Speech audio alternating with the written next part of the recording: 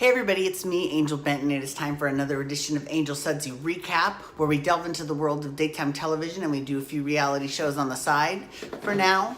And one of the daytime TV shows that we're doing is called Eastsiders. Now here's what's interesting about this daytime TV show is it's actually a digital daytime drama. So this is a daytime drama that you can only find online. So what's interesting about these online shows is that they, as opposed to like your regular soap operas that were run 5 days a week, are extremely expensive to produce and come on your television screen, 5 days a week. This one, it's kind of being released more like a regular primetime series, but it's a daytime drama. They were nominated for a daytime Emmy. So I decided that I really want to try to promote these online soap operas as well, especially because it seems like, at least to me, it feels like that's the direction that the genre is going, is online. So at least in this country, what I really don't understand, and I really need someone to explain this, is we're not that different from the English, right? We're really not that different from them, okay? But they have their soap operas on at night, and they're watched by like everyone in the country. So we have this weird stigma against it. I think because we originated the genre in the United States, and we originated it back in the radio days as a way to sell products, product placement, right? That was like the big thing, especially in all the shows back then. And they were called soap operas because they ended up selling, like laundry detergent and dishwasher soap to housewives that would sit home and have the radio on and would listen to the radio. That's how that daytime dramas became known as soap operas. Well, now it's completely different, but there's just this weird, because I think one of the reasons why this genre is kind of dying in the United States is that first of all, the way that we get our ratings, it's ridiculous. It's fucking ridiculous. It's so stupid. Because you either have to watch it, and only recently they made the change that if you DVR it and you watch it that same day, that it'll count that same day. But here's another thing that's interesting. Only if you have a Nielsen box does that count as a rating.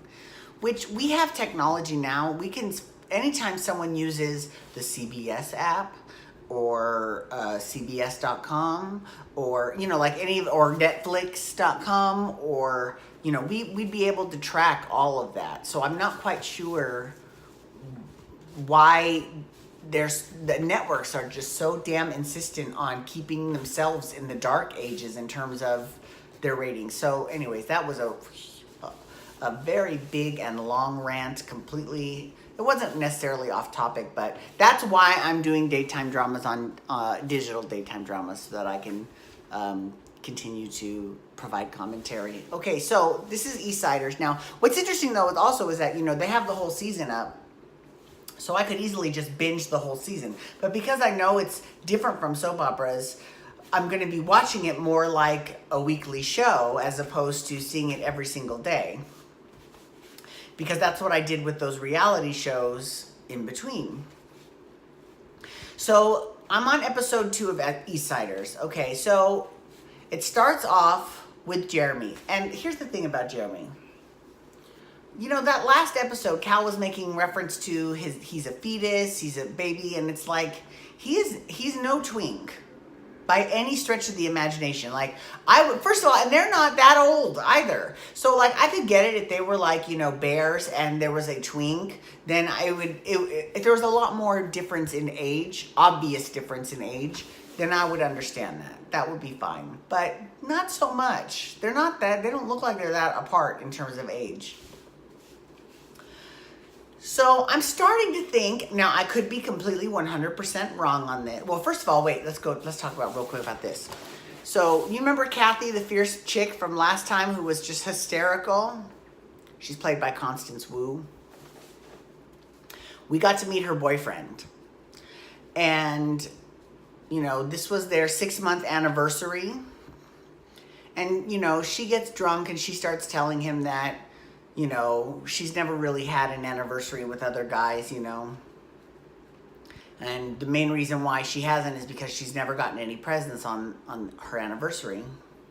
Next thing you know, she goes off to the bathroom, and then he buys this ring off this chick. Now, here's the thing.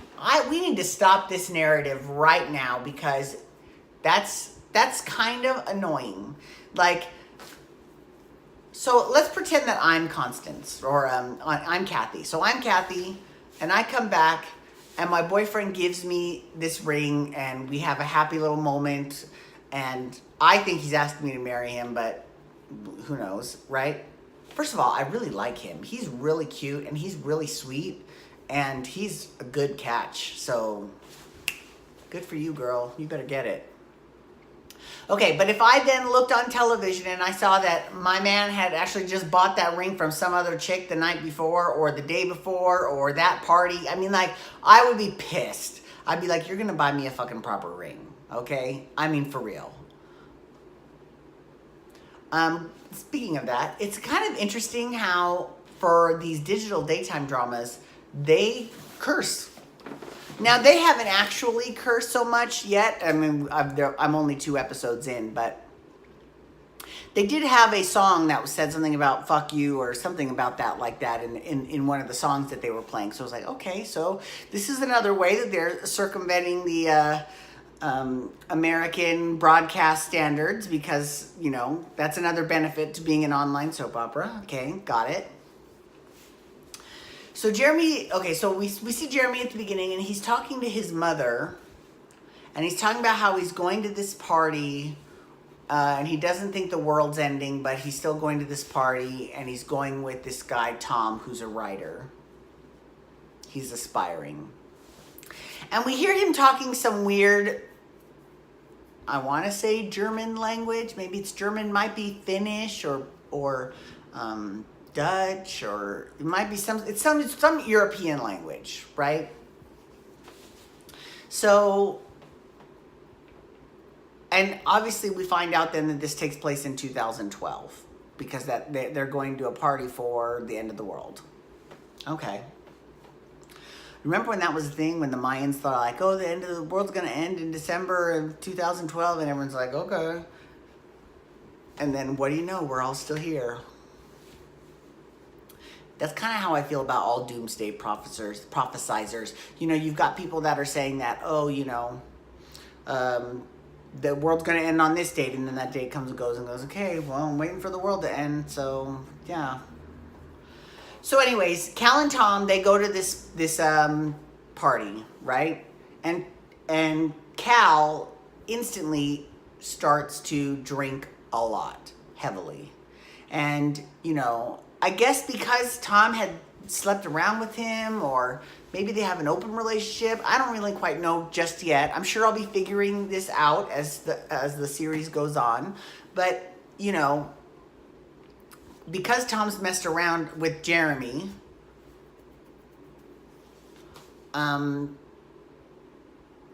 Cal's kind of like, don't touch me. Like, he was making out with him hardcore, and then he's like, I gotta go throw up. He goes, throws up, and then he's like, don't touch me. He's like, what the fuck is going on? He's like, I'm sorry, I drank too much, but I don't. And then Jeremy shows up to the party. And he's like, hey, Tom. And then Cal's there, and he introduces himself to Cal, and he's like, how do you guys know each other? So obviously we know from that Tom has not told Jeremy about Cal. And Cal, that hurts Cal, and he's like, we're ex-roommates. I was like, so does that mean that he's moving out? Does that mean that Tom's moving out? What does that mean exactly?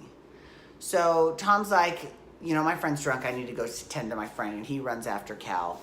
And Cal no offense, but he's sort of melodramatic. Like, melodramatic. He needs to seriously take it down a few notches, because but you know what, I will say, there was a queen in the show who is having the party. She was hysterical. It was the guy, but he was hysterical. He, gender pronouns to me mean nothing, but yeah. So to me. They mean nothing to me, right? If someone else wants me to call them by a specific gender pronoun, I will do my best to call them by whatever they want to be called. But just to me, I don't care. You can call me he, you can call me she, you can call me Regis and Kathy Lee. I don't care. It doesn't matter to me. Just saying. Anyways, yeah, so thank you so much for logging on today. I do appreciate it. Please feel free to follow me on Twitter, Instagram, Snapchat, Facebook if you want, at Angel Benton.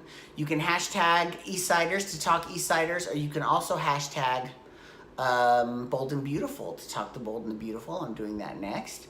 And while you're there, you can hit subscribe on my YouTube channel to get my YouTube videos sent to your email inbox every single day. And also, you can give this video a thumbs up. And you can look around for my Storytime with Angel Benton series. All right. Well, thanks for logging on today. Have a great day. Peace out. Wubba, wubba, wubba.